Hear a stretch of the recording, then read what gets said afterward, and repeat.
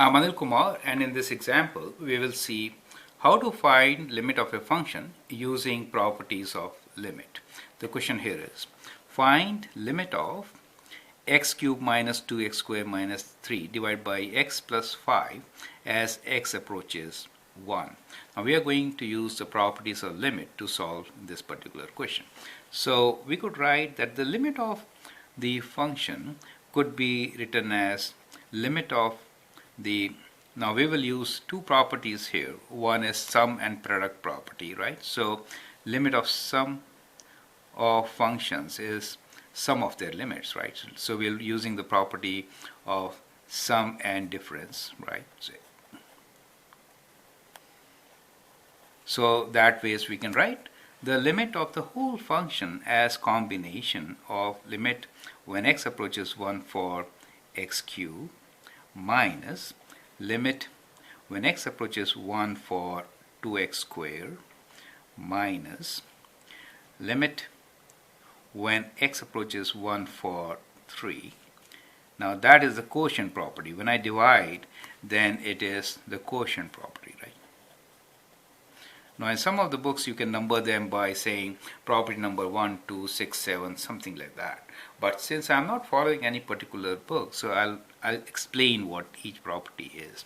And then we can again apply the sum property here in the denominator. So we get limit x approaches 1 of x plus limit x approaches 1 for 1, correct?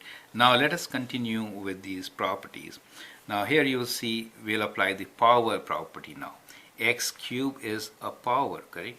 Now the power property says that the limit of the function as x approaches 1 of x cubed will be same as limit of f of x to the power of n, right? So let me write one more statement here to make things very clear. So it is kind of writing like this, limit of x to the power of 3. That is the power property, right? I hope you understand and appreciate. This we are multiplying by a constant, so we can write this as 2 times the limit as x approaches 1 of x, and we'll combine this with the power property and write square there, correct? So I've just combined the power and constant property, right? So we combined constant and power property. So what you notice here that we have to apply each and every property so many times, right? Now this is limit 3 for x approaches 1, and that is at times we are saying a property, but in my case it is a basic limit. So we are using basic limits, right?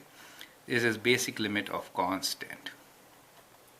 Now in some books we have property number 1, which is the basic limit. Makes sense, right?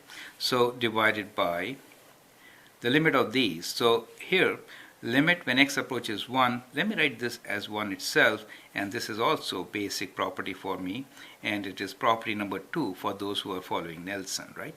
So it is basic property or basic limit, because I am using the word basic limit, so it is basic limit, right? Now limit of 1 when x approaches 1, whether it was 1 approaching anything, it is a constant, right?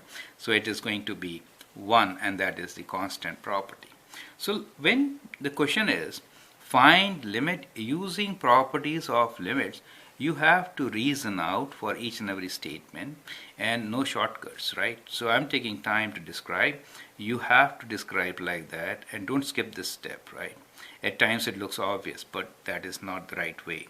Now let us write down each and every limit. So I derived from the basic properties this property q, right? Now x is our basic property, so we'll again write the basic property here. Combine, now x is for 1, it is 1, so 1 cube. So I'm writing 1 here, right? 1 cube. And now we have, you could write 1 cube just to be, it was not required. Okay, so in this case 2 times 1 I will write. Okay, that's fine. You understand.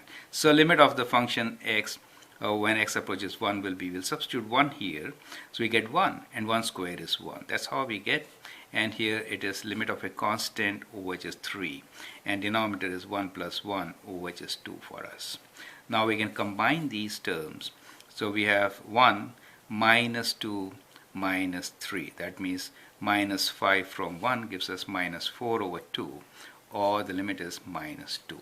So that is how you can combine, describe each and every step, and then write down. So I'd like you to go through this video, also combine it with my video on basic limits from 7 properties.